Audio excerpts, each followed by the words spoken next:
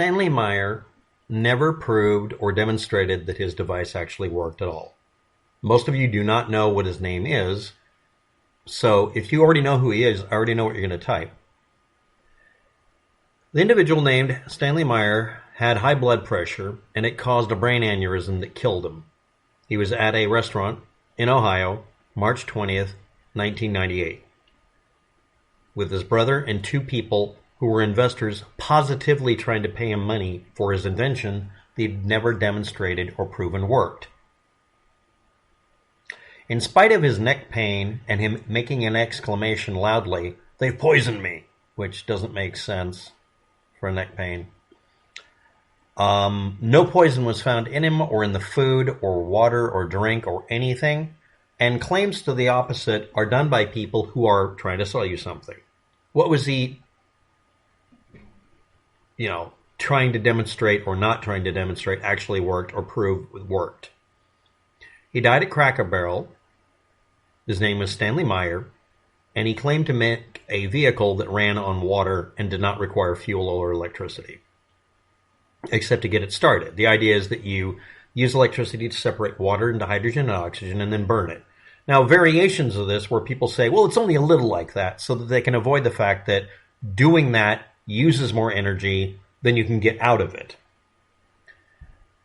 People who promote this idea come up with all sorts of ways of saying that it'll work, hypothetically and theoretically, and then refuse to simply build a vehicle and hand it to somebody to drive until it runs dead on as many gallons of water as they want to put through it. The rules are you build a piece of equipment, hand it over to people, and they weigh it.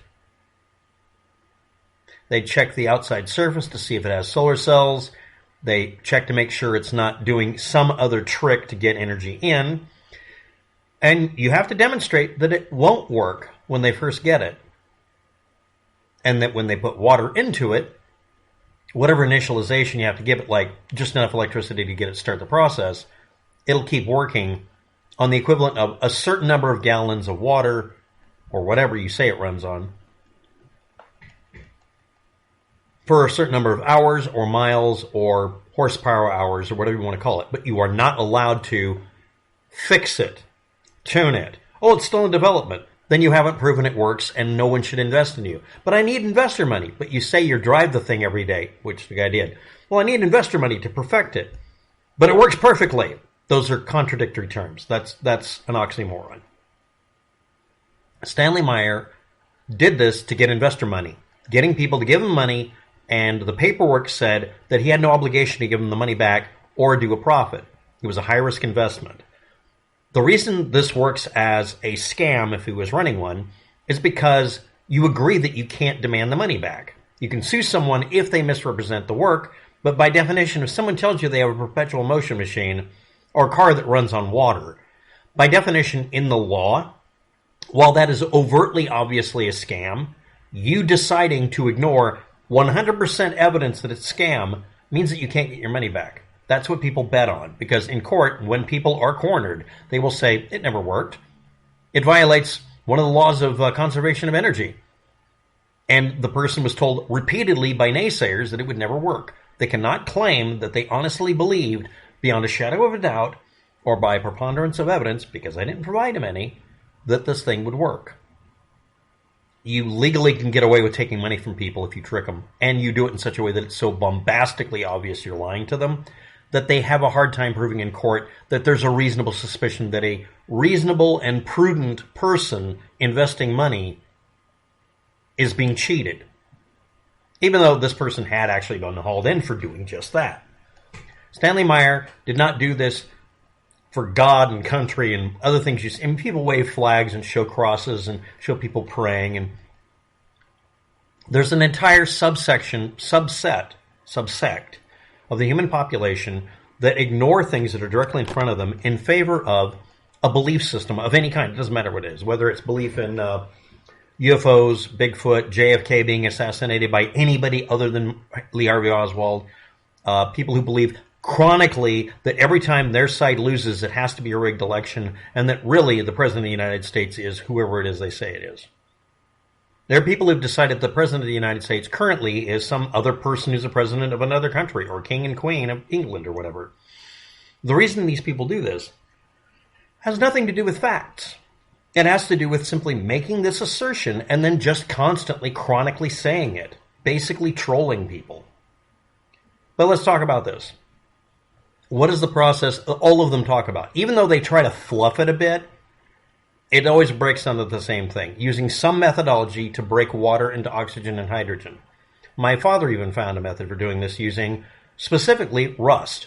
You're still using up the energy that's accumulated by the iron oxidizing with oxygen and presuming that you can get iron that has dual polarity on for electrolysis. You put a small amount of salt, in the water, and it starts oxidizing more on one end than the other, and you get hydrogen and oxygen gas. It mixes together and you can burn it. It's just that you have to do a huge amount. A sealed drum, 12 feet tall, 20 feet across, will do it.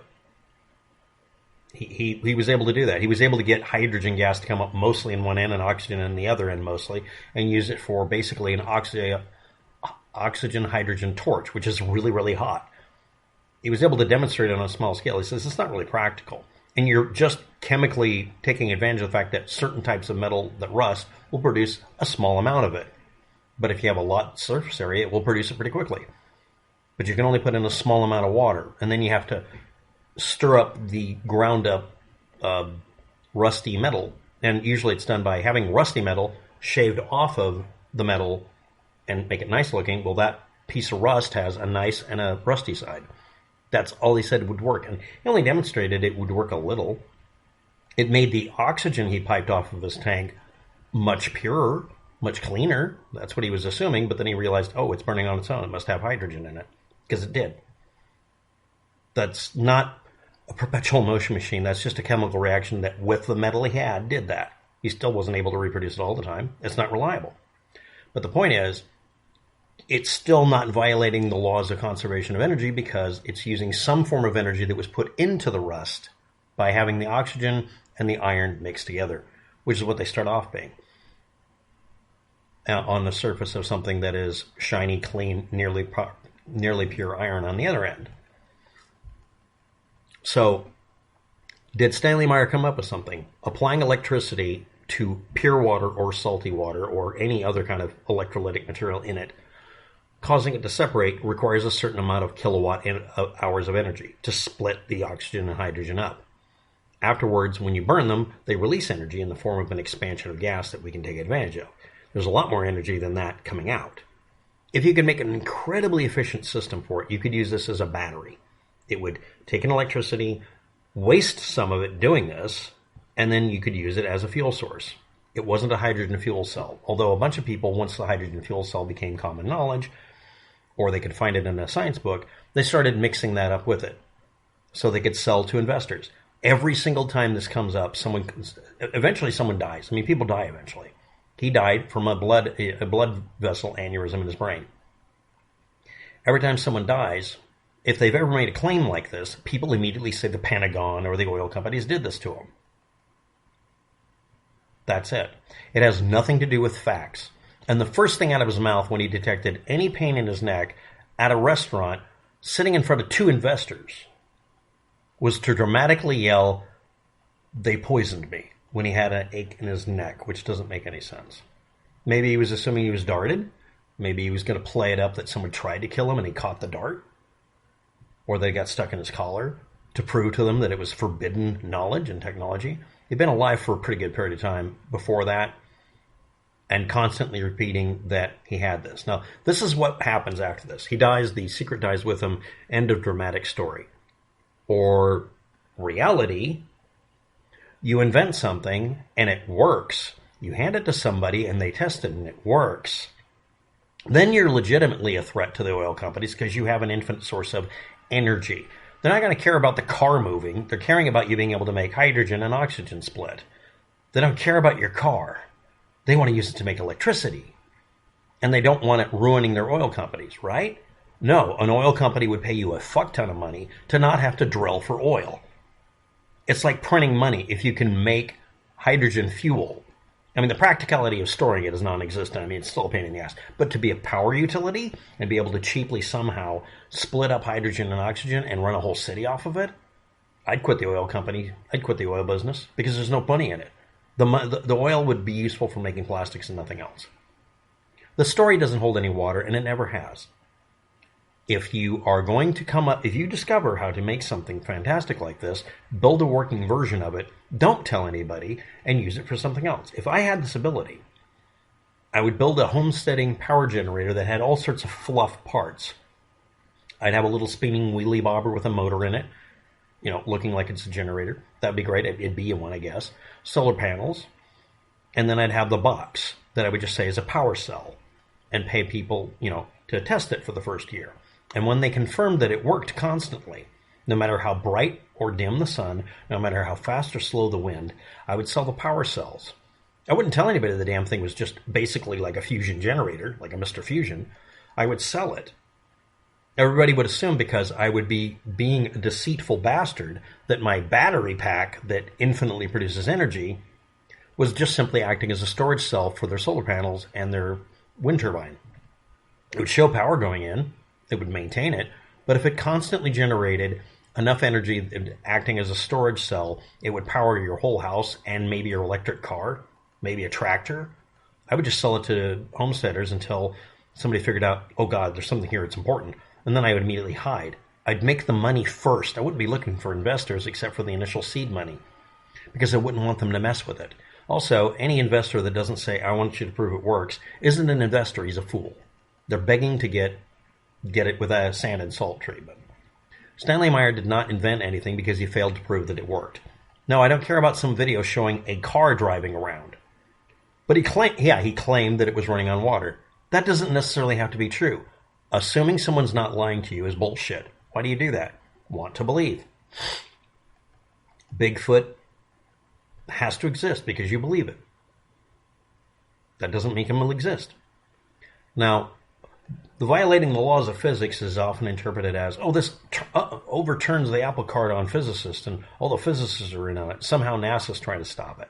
No, if they found out there was a way to make an infinite amount of energy, we'd be colonizing Mars because we could be able to do it. We'd be putting up satellites that could do this. Right now they run on solar cells, and that's not good enough, really. It works okay, but it's not good enough. Nuclear power plants, we can build really, really inefficient ones we can put in space. Not good enough. If a NASA scientist found out we could go without having any harm to the planet, being a bunch of tree humpers, you know that they would release the information free. And that's the next thing.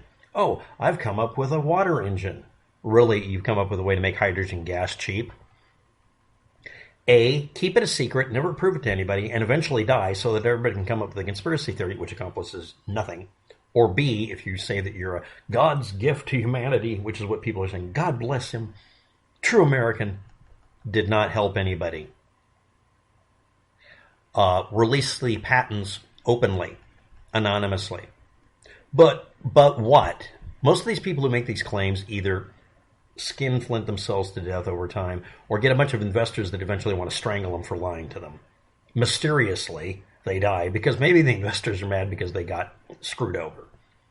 Or post it anonymously or pseudonymously and then disappear. The world is saved. You can't die from it. And nobody can stop it because there's billions of copies all over the internet because you released it on TikTok or something like that. I can think of a billion ways. I can think of about a dozen ways to do it better than that.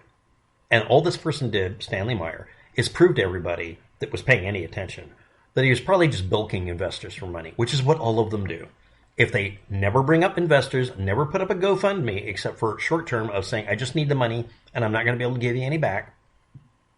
And then suddenly, mysteriously, as soon as they leave the internet, suddenly it appears on the internet as being a working piece of equipment, or you find out a bunch of homesteaders have free power somehow.